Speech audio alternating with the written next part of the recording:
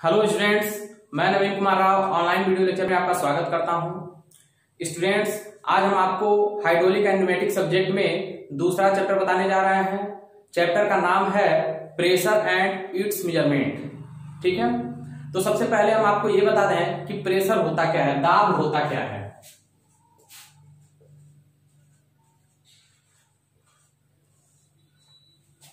ठीक है, फ्लूइड के टर्म में हम कह सकते हैं कि अगर किसी कंटेनर में कोई द्रव रखा हुआ है तो उस कंटेनर के, जैसे कोई कंटेनर रखा हुआ है, उस कंटेनर में कोई लिक्विड भरा हुआ है। ठीक है,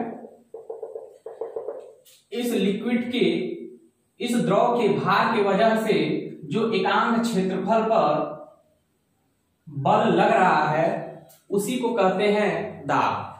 ठीक है ना, ऐसे कह सकते हैं एकांक क्षेत्रफल पर लगने वाले बल को दाब कहते हैं। ठीक है, दाब का जो प्रेशर का यूनिट होता है, एसआई यूनिट, वो होता है पास्कल।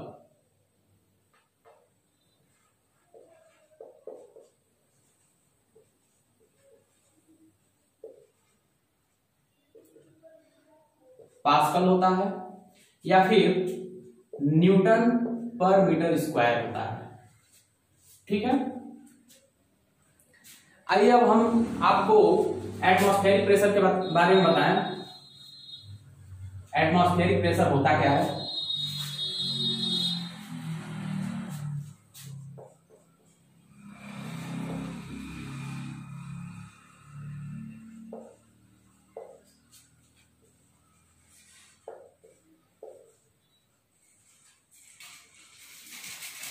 एटमॉस्फेरिक प्रेशर, ठीक है, जैसा कि हम जानते हैं कि हर एक तरल, चाहे लिक्विड हो या गैस हो, सबके पास अपना अपना कुछ न कुछ भार होता है। ठीक है ना, द्रव्यमान के कारण उसमें कुछ न कुछ भार होता है। तो वायुमंडल में जो भी गैस उपस्थित है उनके पास कुछ न कुछ अपना भार है और वो पृथ्वी के सतह के एकांक क्षेत्रफल पर जो उनका भार लग रहा है वही होता है वायुमंडलीय दाब या एटमॉस्फेरिक प्रेशर। ठीक है, एटमॉस्फेरिक प्रेशर को हम ऐसे भी लिख सकते हैं, 1 एटमॉस्फेरिक प्रेशर जो होता है वो होता है किलो पास्कल। ठीक है ना, या हम इसको ऐसे भी लिख सकते हैं 760 mm ऑफ Hg। ये तो मरकरी के टर्म में लिख लिए हैं, या हम इसको वाटर के भी टर्म में लिख सकते हैं 10.33 मीटर ऑफ वाटर। ठीक है, इन तीनों को लिख सकते हैं एटमॉस्फेरिक प्रेशर के टर्म में। ठीक है, जैसे जैसे हम देखिए, जो अर्थ सरफेस पर है, जो अर्थ सरफेस पे एटमॉस्फेरिक प्रेशर होगा वो ज्यादा होगा। जैसे जैसे हम ऊपर की ओर जाएंगे तो वायुमंडलीय दाब जो है वो घटने लगता है। क्यों घटने लगता है ये समझ लीजिए। जैसे मान लीजिए ये अर्थ है, ठीक है, ये क्या है, अर्थ, और ये जो है इसका एटमॉस्फियर है, इसके चारों ओर जो है क्या है, वायुमंडल है। अगर यहां हम बात करेंगे, सबसे पहले यहां बात करें कि एकांक क्षेत्रफल पर जो भार लग रहा है वायु का, ठीक है ना, जितने भी यहाँ पर वायु हैं, एकांक क्षेत्रफल पर जो उनका भार लग रहा है वही है एटमॉस्फेरिक प्रेशर। तो इसके ऊपर जो है, जो अमाउंट ऑफ एयर है बहुत ज्यादा है। ठीक है, तो उनके द्वारा जो यूनिट एरिया पर जो बल लग रहा है वो है एटमॉस्फेरिक प्रेशर। अब जैसे जैसे हम ऊपर की ओर आएंगे, मान लीजिए हम यहां पर आ गए, यहां पर पहुंच गए, ऊंचाई वाले स्थान पर पहुंच गए, अब जो है एटमॉस्फेरिक प्रेशर जो अब लगेगा, अब इतने पोर्शन में जो उपस्थित हैं, ठीक है ना, इतने भाग में जो उपस्थित हैं वायु, उनकी वजह से लगेगा। ठीक है ना, दाब जो है, एटमॉस्फेरिक प्रेशर जो है, इतने भाग में जो वायु उपस्थित हैं उनके वजह से इस बिंदु पर एटमॉस्फेरिक प्रेशर एक्ट करेगा। तो यहाँ पर इसके कंपेयर में यहां से यहां तक जब था तो यहाँ पर अमाउंट ऑफ एयर ज्यादा है, लेकिन यहां पर अगर हम पहुंच गए तो इसके ऊपर जितने एयर अवेलेबल है, उपस्थित है, उनके भार की वजह से जो एकांक क्षेत्रफल पर लगेगा वो होगा एटमॉस्फेरिक प्रेशर, और यहाँ पर जो एटमॉस्फेरिक प्रेशर होगा वो इसके कंपेयर में यहाँ पर कम होगा। ठीक है ना? क्यों कम होगा? क्योंकि जो यूनिट एरिया है वो तो सेम है, लेकिन जो अमाउंट ऑफ एयर है वो चेंज हो जा रहा है। पहले जो है यहाँ पर देख रहे थे तो अमाउंट ऑफ एयर जो है पूरा इतना था, लेकिन जैसे ही ऊंचाई वाले स्थान पर पहुंचे हैं तो अमाउंट ऑफ एयर जिसके द्वारा जो है एटमॉस्फेरिक प्रेशर लग रहा है वो कम हो जा रहा है, तो वेट ऑफ एयर कम हो जाएगा। ठीक है, यूनिट एरिया वही रहेगा, तो एटमॉस्फेरिक प्रेशर क्या होगा? कम हो जाएगा। ठीक है ना? इसी वजह से जैसे जैसे हम ऊंचाई वाले स्थान पर जाते हैं वैसे वैसे ही जो एटमॉस्फेरिक प्रेशर है वो कम होते जाता है, और वहां पर हमको सांस लेने में बहुत प्रॉब्लम होती है। ठीक है?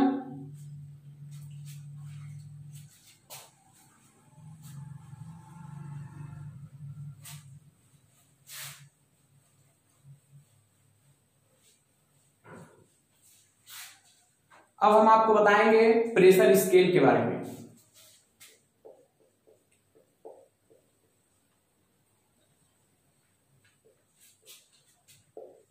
प्रेशर स्केल कौन कौन सी स्केल हैं ये देख लीजिए। पहला है गेज प्रेशर,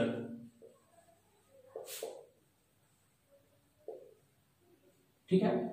दूसरा है एब्सोल्यूट प्रेशर,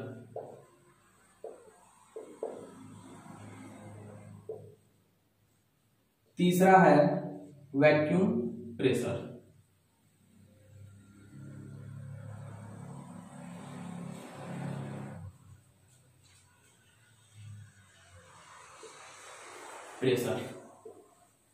ठीक है ना?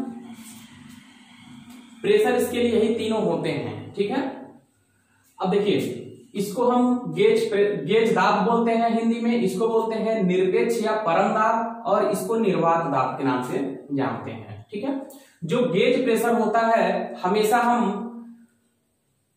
एटमॉस्फेरिक प्रेशर को बेस मान करके ही कैलकुलेट करते हैं। एक हम ग्राफ बना देते हैं आपको समझाने के लिए। जैसे मान लीजिए ये प्रेशर लाइन है, ठीक है, और ये वाला जो लाइन है इसको हम बोलते हैं एब्सोल्यूट जीरो प्रेशर लाइन।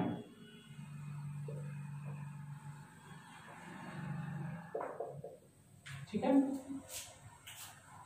परम शून्य दाब भी इसको बोलते हैं, और ये वाला जो लाइन है इसको बोलते हैं atmospheric pressure line.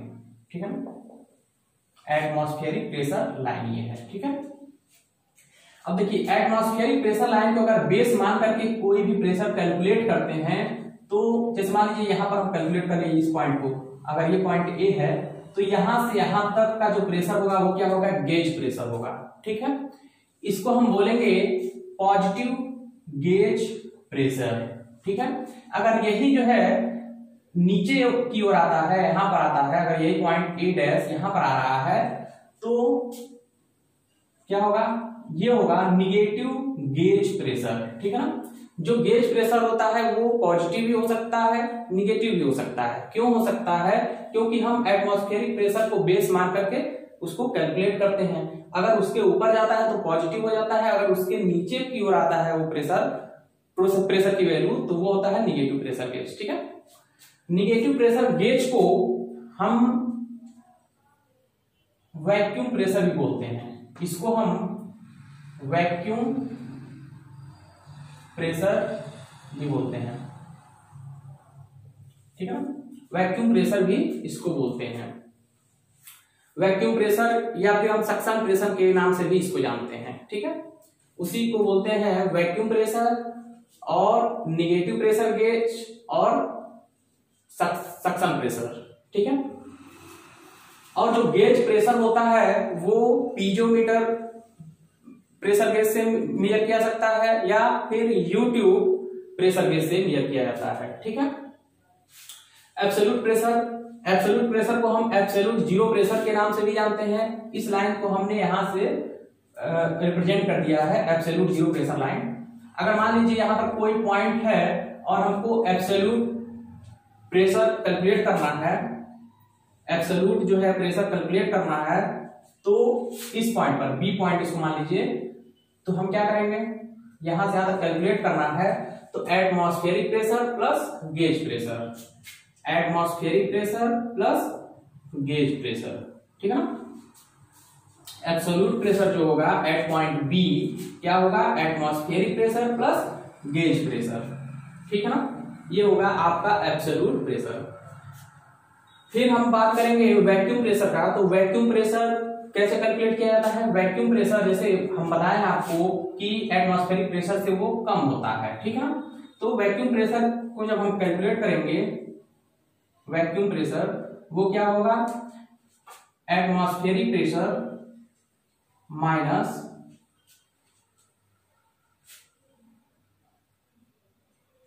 Absolute pressure. ठीक है। जैसे मान लीजिए कोई पॉइंट यहां पर है, इसको मान लेते हैं सी। ठीक है। तो हमको यहां का एटमॉस्फेरिक प्रेशर पता है और अगर हमको यहां से यहां तक पता है, ठीक है, यहां से यहां तक अगर हमको पता है और ये पॉइंट पता है, ठीक है, तो हम इस पॉइंट को कैलकुलेट कर लेंगे। कैसे, इस पॉइंट पर जो वैक्यूम प्रेशर होगा वो होगा atmospheric pressure minus absolute pressure. ये क्या होगा, एब्सोल्यूट प्रेशर होगा। ठीक है ना। तो इससे हम वैक्यूम प्रेशर को भी कैलकुलेट कर सकते हैं। ठीक है ना। अब हम आपको इससे संबंधित कुछ न्यूमेरिकल करा दे रहे हैं।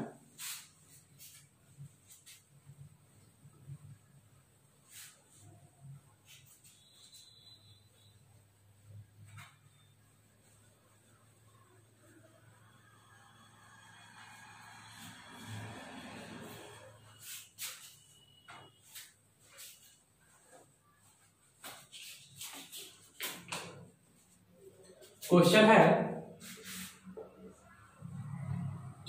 1.53 into 10 to the power 3 kilogram per metre cube, 1.53 into 10 to the power 3 kilogram per metre cube घनत्व वाले द्रव की, घनत्व वाले द्रव की मुक्त सतह से, मुक्त सतह से 3 मीटर नीचे, 3 मीटर नीचे किसी बिंदु पर गेज दाब,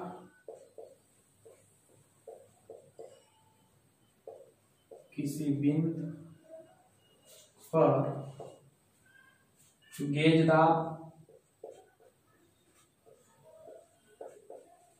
तथा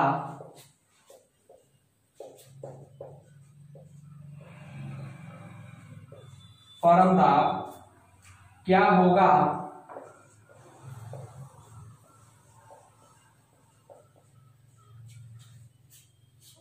जबकि वायुमंडलीय दाब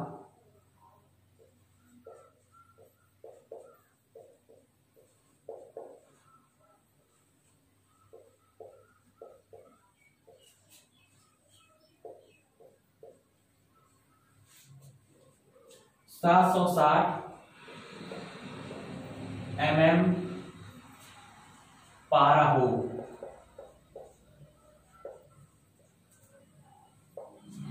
ठीक है। क्वेश्चन जो है ये कह रहा है कि कोई एक द्रव है जिसका घनत्व 1.53 into 10 to the power 3 kilogram per metre cube है और उस द्रव की मुक्त सतह से 3 मीटर नीचे किसी बिंदु पर गेज दाब तथा परम दाब क्या होगा, जबकि वायुमंडलीय दाब 760 mm पारा हो। ठीक है। तो सबसे पहले जो एटमॉस्फेरिक प्रेशर दिया हुआ है 760 mm ऑफ Hg, उसको हम कन्वर्ट कर लेते हैं पास्कल के टर्म में। तो एटमॉस्फेरिक प्रेशर हो जाएगा रो ऑफ मरकरी कितना होता है 13,600, रो GH, G होता है 10, उसको कैलकुलेशन में आसानी हो इस वजह से 10 मान लीजिए G को, स्मॉल g को। H जो है 760 mm है, मतलब 0.76, ठीक है। इसको कैलकुलेट कर लीजिए।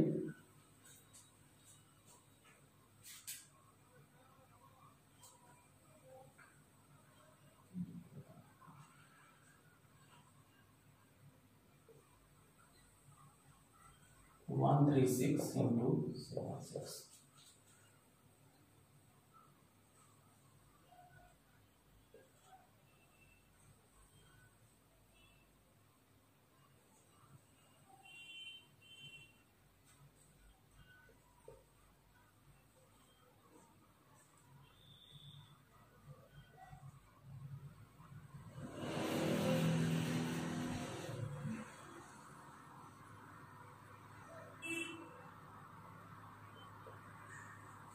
ठीक है। एटमॉस्फेरिक प्रेशर होगा 10,336 पास्कल, ठीक है। एटमॉस्फेरिक प्रेशर आ गया ये। फिर कह रहा है गेज प्रेशर कैलकुलेट करना है, ठीक है ना। जो भी द्रव है, जैसे कोई भी द्रव यहाँ पर रखा हुआ है, ठीक है, इसका मुक्त सतह है, उससे 3 मीटर जो है नीचे इसका जो गेज प्रेशर होगा वही कैलकुलेट करना है। तो गेज प्रेशर जो होगा वो क्या होगा, उस लिक्विड का पारा का नहीं, ये तो एटमॉस्फेरिक प्रेशर ये पारा के लिए दिया हुआ है। ये जो है इस द्रव की बात कर रहा है, इसका जो डेंसिटी है 1.53 इंटू 10⁻3, ठीक है। G 10 मान लीजिए और H जो है 3 मीटर है, ठीक है। तो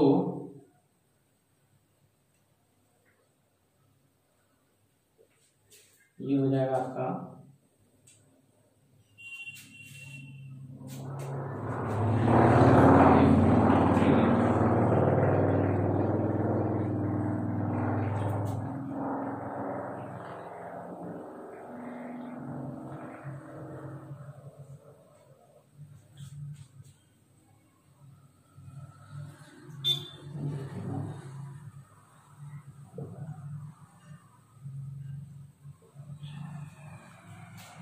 गेज प्रेशर होगा 45900, ठीक है।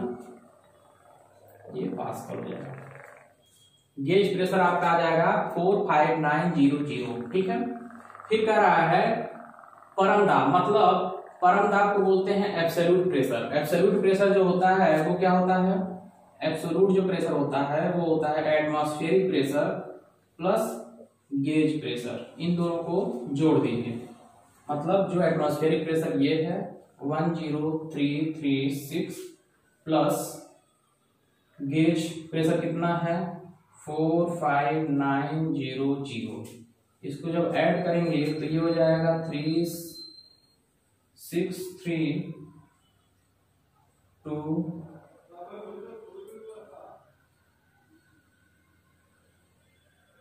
6.5, इतना पास्कल हो जाएगा, ठीक है। 6 हो गया, ठीक। एब्सोल्यूट प्रेशर या परम दाब जो होगा 56236 आ जाएगा, ठीक है। इसी से संबंधित एक और न्यूमेरिकल करार दे रहे हैं।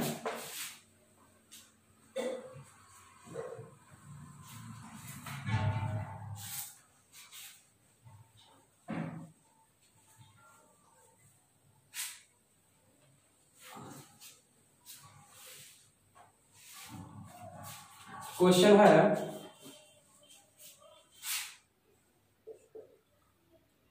यदि वायुमंडलीय दाब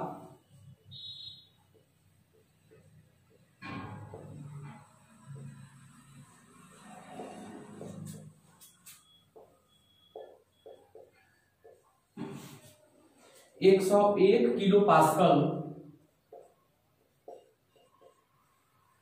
हो तो निम्न दाबों को परम दाब में बदलिए।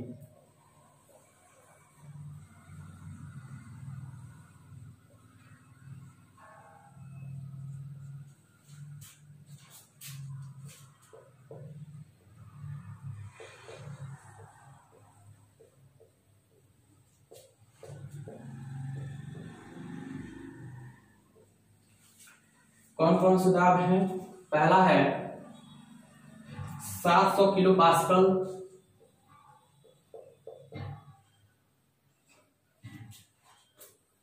गेज दाब। दूसरा है 75 किलो पास्कल, निर्वात दाब। निर्वात दाब, ठीक है। क्वेश्चन ये कर रहा है यदि वायुमंडलीय दाब 101 किलो पास्कल हो तो निम्न दाबों को परम दाब में बदलिए।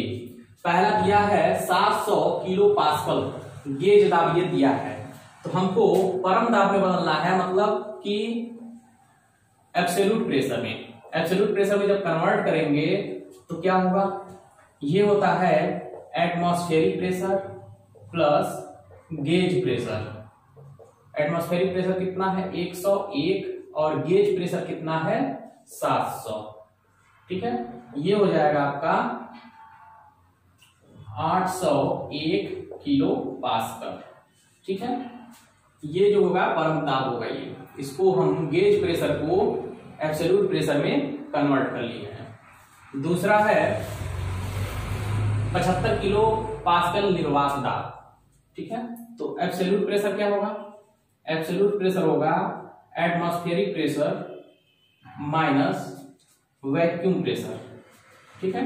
एटमॉस्फेरिक प्रेशर कितना है? 101, वैक्यूम प्रेशर कितना है? 75।